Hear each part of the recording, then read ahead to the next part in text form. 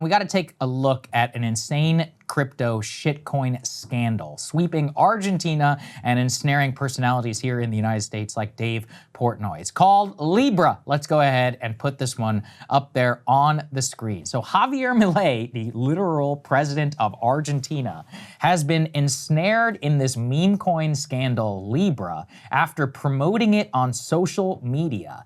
When he promoted the Libra coin on social media, within, quote, 5 hours, over $4.4 billion of market cap was erased in a classic pump and dump scheme where it went from basically worth nothing to a couple of dollars worth of coin, where insiders were able to have a rug pull, were able to sell for hundreds of millions of dollars by their own admission, several secret insiders and others who are involved. The tale is traced back to some American citizens, it seems, and other shady characters, one of whom, the person who it appears, do you want to help me with any of this?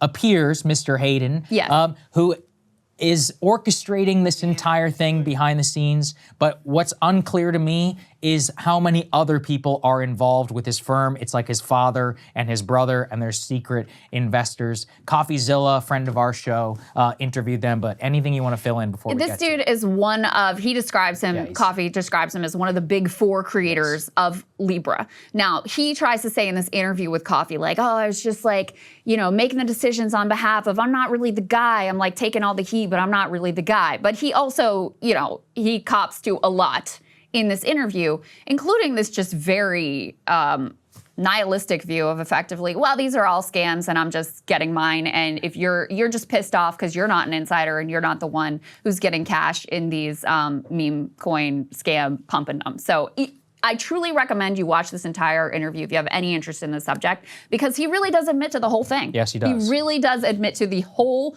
scheme in this interview with Coffee. Yeah, so let's get to actually that insider quote in particular where CoffeeZilla presses him on the structure of all this. Let's take a listen. The idea of insiders to me is always bullshit, because every meme coin I've ever known or invested in or been a part of, like, the people that benefit are the people that know, like, the people that benefit the most are the people that structure the deal, similar to any other business in the world. People that are closest normally make the most money or lose the most money, one of the two. So I think that's a bit of bullshit, and that's just like crypto people that are angry that they're like, there's always there's an unfair advantage if you're a genius on chain and you know how to game the system on Meteora. And there's 30 guys in the world that know how to do that better than anybody.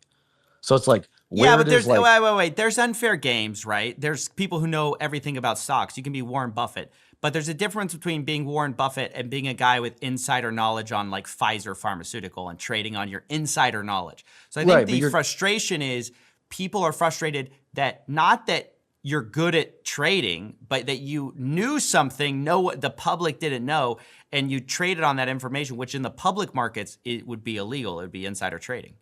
Right. But on meme coins, A, it's not. And B, that's what happens on every single deal. I mean, every KOL, every single one globally, that's how their main money gets made. They know about a deal, they agree to a deal, and then they make money on the deal. So KOL is key opinion leader. I've had to learn that from all of this crypto bullshit. And what the thing is about Hayden is he's one of the most honest brokers in this entire thing, in that he's an honest crook. There are text messages and others that have come out from Hayden being like, yeah, let's just pull it all. Let's pull as much as we can out of these idiots. And we were debating this before the show. I'm of a couple of minds. To be honest, at this point, if you invest your money in a meme coin or a shit coin, I don't feel bad for you, and you're an idiot. And you deserve to lose your money, because every single person who is involved in this should know at this point that the structure is always the same. You have the insiders who hold like 20 to 30%. In this case, it was like 80% of the coins within Libra. You have some guy like Javier Milei do the pump and dump, the classic, like, hey guys, check this out. Here's the contract address so you can all get involved. And then the people who got in at the beginning sell, not even necessarily at the top, but they sell once it's exploded. They take a tidy profit, and you're the person left holding the bag. But in general, the people who are doing this, from what I can tell, based on Portnoy and all the other Robinhood bro day traders and others. They're just trying to do that to other people. They're just the ones who are caught before, they're the ones caught holding the bag because they were not insider or fast enough to be able to sell the contract. I think it's despicable and it's disgusting behavior on the part of Hayden Davis, but the honesty behind it is one which belies so much of American financial life at this time that I have a hard time at this point feeling bad for a single person that's involved. Well, but the thing is that, Hayden Davis in this interview was like, yeah, it's all a scam and only the insiders make money, and that's the whole game. But that is not the way that they portrayed these coins at the time. I mean, there's a reason why. So we've mentioned Portnoy. So Portnoy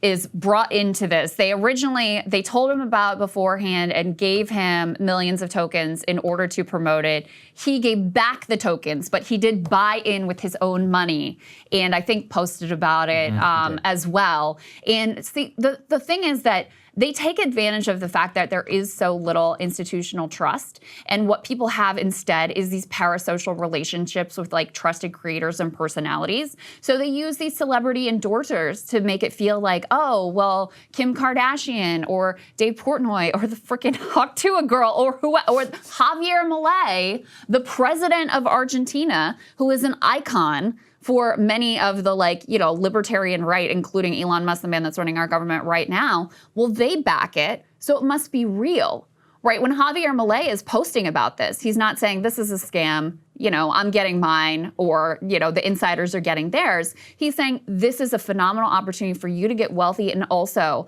for people to invest in Argentina's small business creators, blah, blah, blah. So people are getting lied to and they're getting taken advantage of. And, it is the case that whatever you have actually, number one, big technological transitions, which is we're in the midst of, and also breakdown in institutional trust, it becomes a golden age of scam artists. And we have never seen, in world history, we have never seen scams on the size of what these crypto meme coin rug pull scams are on a routine basis.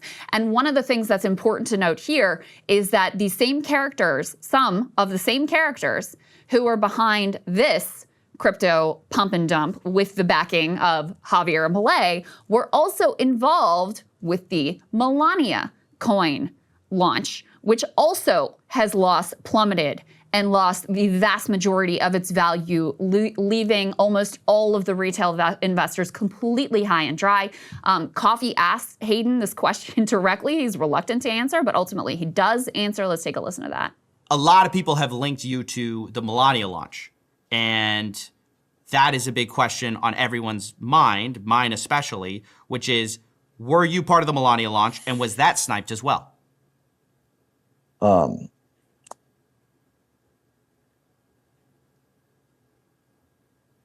mean, look, I think that, I told you beforehand before this started, I'm happy to share the truth, but, you're asking a question that's, it's just, I'll answer, but it's just factually going to put me into a lot of danger, which is fine. I'll answer. I was part of it. I think the team did want to snipe it because of how big the snipe was on Trump's, and we weren't we definitely weren't the big sniper. We were not that was what we were trying to avoid. And we didn't make there was no money made from the Melania team we didn't take any liquidity out. Zero. Okay. Wow.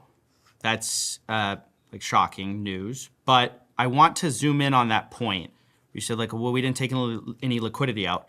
One of the wallets we traced to the Portnoy thing, thing, your wallet or not, I don't know if it's your wallet, whoever's wallet that was, sent money to a wallet which had got sent $1.5 million of Melania token from something called Melania-liquidity2.sol. And then that wallet seemed to sell Melania tokens that it received for free. So you said y'all didn't sell any liquidity, but didn't swap liquidity. Didn't swap liquidity. Didn't swap into single-sided. I didn't say there was no money sold. There's a difference between swapping the liquidity and selling liquidations. Those are two different things. Okay, so y'all swapped. You didn't sell, or the other way around. No, other way around. Sold. You didn't swap. Yeah. Yeah, that Still don't 100% what he's saying. is a little bit lost on me. I think that I was reading about there's a way you can pull out just the cash and leave like the token in, which tries to maintain the market so that people don't see that you're just completely selling out and tanking it. Got it. And I think he's saying we didn't do that. When they're talking about sniping, so you can imagine if you know the coin is about to drop and nobody else knows, Right, you then buy it. you buy it immediately. And so part of the other, so he admits not only is involved with Melania and with Libra, the Javier Milei one, that he was part of this market manipulation tactic of sniping where you buy a bunch at the beginning, you pump it up, and then what happened both with Melania and in the case of Libra is then once the market sort of hits the top, you start selling out. The whole thing crashes, and that's what makes it a rug pull. Now, he claims, we weren't the biggest snipers on Melania, and we saw with Trump that there were all these people that got in that were market manipulated, so we didn't want to be left out, basically, of the fun. So he admits that they engage in this market manipulation with the Melania coin and with the Libra coin, and it's just incredible. Well, there was more admitting fraud and scams all around. There was more on Trump that they admitted to, the insider trading aspect of people being told at that crypto ball here in Washington about some of that. Let's take a listen. You kind of were like, hey, people should think about these things. What should they think about from your perspective? Like, what is going on the inside? Yeah, I think the best one to look at, like from because I know like both money was raised and the most amount of money was made was on Trump. I think that's the best example, just being honest. Because you know that, right? You know that people were able to buy in at 500 million. Yeah. Like people snipe that coin too. You mean? No. Like before it launched at some private dinner, that they gave people special access to buying it at 500 What? million. Yeah. Wait. Yeah. Wait. What? Yeah. Who gave that? Who gave that? But that was what I was told. But like there were people at some sort of crypto event in Washington D.C. If that's I don't know if that's true, but if that's true, that's that's what I was told. That's what I was told, by the way. Okay.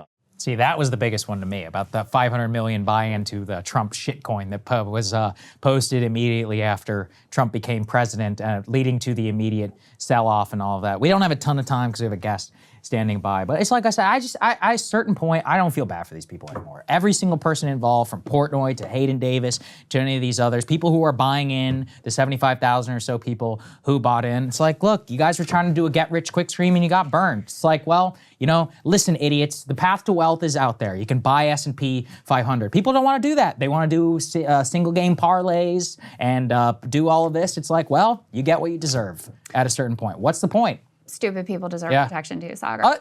No, honestly, no. Listen, this is a capitalist country. Again, you have the right to go bust. They're taking advantage of the trust that people have in a Dave Portnoy, in a Javier Milei, in these other creators and influencers. That's why they get these like Twitch streamers and whatever to promote these things. They're taking advantage of that trust.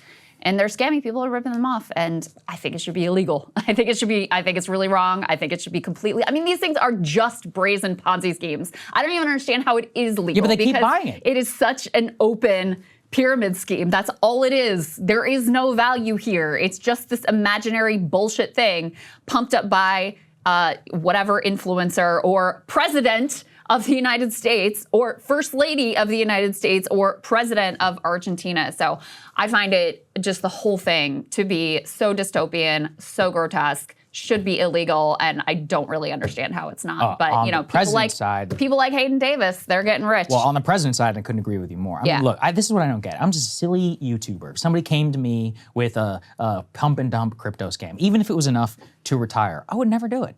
It's like, dude, you're the president of Argentina. It's like, presumably, you're going to get filthy rich off of this, right? Especially with all of your connections. Why? Well, What's the point? We should say for the lawyers, he deleted his original post, and he claims he really didn't know, and he claims he didn't benefit from it. But this president here certainly did know and did benefit from it, et cetera. Even if you take Milei's explanation at face value, considering all of the recent, just 2-month track record of Hawk Tuah, Trump shitcoin, Melania, and all of this, why would you ever put your fingers on any of this stuff? Do you have no judgment, up here? Correct. It sounds like, why do I have better judgment than you? So, well, that's that's my thing is, how do you expect ordinary people to be more savvy about this than, the freaking president of Argentina, who is like a global celebrity now in these libertarian circles? I don't know what to do in a society where people are desperate to legalize get rich quick. Like we were talking about sports betting. They want to be ripped off. That's what every single time that people use a sports betting app, you're gonna lose in the long run. If you're a winner, they'll just ban you. I was just talking earlier today, Mark Cuban's got a new credit card out there secured by your car equity. Amazing. But the 30%, 30% APR. People are signing up left and right for HELOCs and balloon loans and all this shit. The answer with sports betting isn't to make it more unregulated. The answer, as you laid out in the big monologue you did, is to make it more regulated. But they don't want that. People don't want that. To put the guardrails on and make sure that people are actually protected, so they're not losing their whole life savings and killing themselves in the worst of circumstances or having their entire life ruined, etc. It's not to just be like, well, laissez-faire, I guess let's just let everybody get screwed. If you put it to the ballot box, it would pass by 80% to make it, they want to make it even easier to place bets. They want to place bets on every play, every touchdown. Some people, yes. That's what they want. I'm not sure how it would fare at the ballot box. I'm not sure about. But it's passed sports every gambling single place except for is California. at least somewhat regulated. This is, he's just admitting brazenly, like insider trading and manipulation or whatever. I don't think he's going to face any legal trouble. I actually do think he'll face legal trouble because he admitted to literal insider trading. Now, under the current SEC regime and all of that, it's possible. At the same time, the whole reason they're there is to let guys like this steal your money. See, I actually disagree because if you're a crypto person, they're the people, the real crypto insiders, the Bitcoin ETF guys, the Winklevi and all that. They hate these meme coin, shitcoin stuff because it makes them look bad because they want more integration to the legitimate financial system. Not really any different. That's what Hayden Davis says. No, that's not true. He's talking about meme coins. He talked about Bitcoin specifically in this interview as well. But it's just not even remotely the same. Last notes before we wrap this up. Number one, important, Portnoy got paid his money back. Yes, that's right. I mean, at least he admitted it. So you guys got screwed, but don't worry. Hayden Davis made sure to make Portnoy whole, and yes, they did disclose it, and it's on the open, but that is grotesque because Dave Portnoy has plenty of money.